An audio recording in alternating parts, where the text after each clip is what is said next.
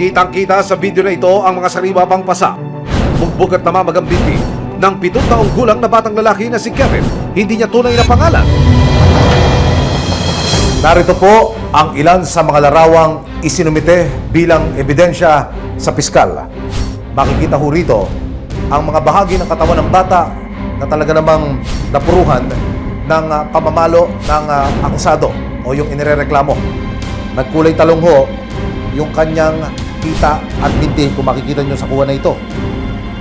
Ang kanyang braso mula ho roon sa baba ng siko papunta sa kanyang kamay. Makikita ho na puno ng pasa.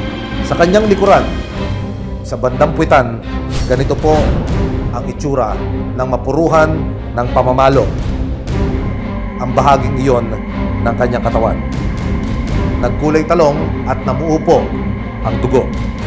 Pati po ang likuran ng bata, makikitang hindi rin ho nakaligtas sa pamamalo ng akusado. Kwento ng tunay na ama ng biktima na itatago namin sa pangalang Randy. April 29, 2024 na mangyari ang insidente ng pananakit ng stepfather nito sa kanyang anak. Ang rason ng pananakit: ayaw daw kasing matulog sa hapon ni Kevin noong araw na iyon. Grabe naman yan! Pinapatulog daw po siya. Ay ayaw matulog. Ang mababaw na dahilan. Kaya sinaktan niya yung bata. April 30, 2024 nang malaman ni Randy ang nangyari sa kanyang anak. Tinawagan ako ng anak ko, yung babae, yung ate niya. Ang sabi sa akin, nasa emergency hospital sila. Yung anak ko, binugbog daw ng amay niya. Kaya nagpunta ako doon. Doon ko lang nalaman. Ang kwento pa kay Randy, hindi raw ito ang unang pananakit sa kanyang anak dahil tuwing nagsusugal daw ang stepdad ni Kevin ay kinukulong daw nito ang bata sa banyo. Tinanong ko yung anak ko, tuwing magmamadyong pala yan ikinukulong sa CR. Hanggat hindi matapos magsugal, hindi lalabas ang bata sa CR. Ayon naman sa tiyuhin ng bata na si Gilbert, hindi niya tunay na pangalan. Umaga ng April 30, 2024 nang makitang tumatakbo si Kevin palabas ng bahay ng amain, puro pasa at latay na raw ang katawan nito. Nung malaman namin, tapos na Tumakbo na lang yung batang palabas. Nakita nung lola niya. Agad nilang dinala si Kevin sa bayan para idulog ang nangyari sa DSWD. So ang lolo, dinala niya dito. So yun, nagkausap-usap kami, daling kaagad sa Concepcion. Kaya diniretso namin sa DSWD. Nagdalhin sila sa PNP Women and Children Protection Desk o WCPD ng Concepcion, Tarlac para ipablata ng nangyari. Pinuntahan ng mga pulis ang amain ni Kevin pero tila nag-disappear na raw ito.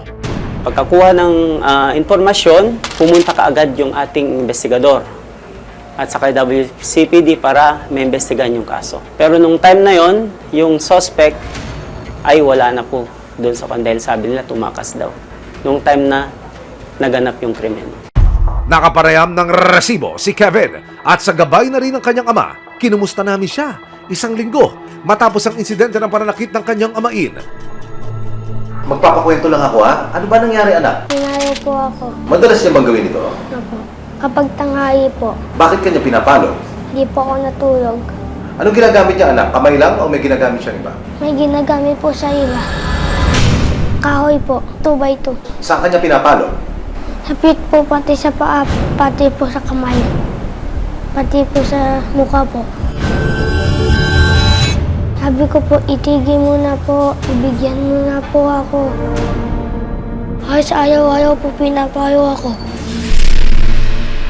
2 taon na raw nakatira si Kevin sa kanilang tatay-tatayan simula na maghiwalay ang kanilang mga magulang. Isang OFW o Overseas Filipino Worker ang kanilang ina. Kaya ang bago nitong partner ang araw-araw ng kasama ni na Kevin. Kikita ko lang po siya dito. Pag pumupunta ako, nakakausap. Pag may oras po ako, kahit na nasa malayong lugar po ako, pinapadala po sila sa akin. Binibigay ko naman po yung makakaya ko. Ayon sa medico legal, moling o labis na pambubugbog ang sinapit ng munting katawan ni Kevin. Sa tulong ng barangay, sinubukan ng resibo na makapanayam ang amain ni Kevin. Kaya pinatawag ko kayo. Gusto ko kayong pumunta dun sa Purok Maligaya at ibitahin nyo dito. Ilang sandali pa lumipas pero walang lumalabas sa bahay ng amain ni Kevin. Opo. Hindi naman po. Kuya mo, saan yung nasa? Hello, sir. Wala tao, sir. At tingin niyo sir, babalik pa siya. Hindi Kasi, Hindi ko naman alam, sir. Nandiyan po ba si Sir? ala, Wala po. ala. Nung isa nga po nandyan siya. Aba kuya, from stepfather to step out ka real quick ha? Pero buo ang pasya ng tunay na ama ni Kevin. Gusto ko lang po sana mangyari, magkaroon ng justisya nangyari dun sa anak ko. Kung talaga pong may batas tayo na sinusunod na proseso yan. May 6, 2024, sinamahan ng resibo si Randy sa Municipal Police Station ng Concepcion, Tarlac. Buo na ang kanyang desisyon na sampakan ng kaso ang bagong partner ng dati niyang asawa. Sinampahan niya ito ng kasong paglabag sa Section 10 ng Republic Act 7610 o Act Providing for Stronger Deterrence and Special Protection Against Child Abuse. Pwede nating isampa sa kanya ay yung Section 10, Paragraph A of RA 7610. Yung RA, sabi natin yung Republic Act 7610 na para sa mga bata, na nagsasabi yung acts of child abuse, cruelty, exploitation, and other condition prejudicial to the child development. Babalik po ako sa police station para po makakuha ng regular filing po sa kaso ng bata. Kung mapatunayang may sala, nakaharap ang amain ni Kevin sa 6 na taon at 1 araw hanggang 8 taon sa bilangguan. Gusto ko lang po, sir, mangyari talagang mapabilis po yung sa kaso na to para po mabigyan po ng justisya yung anak ko. Mapapanatag na po siguro ko nun.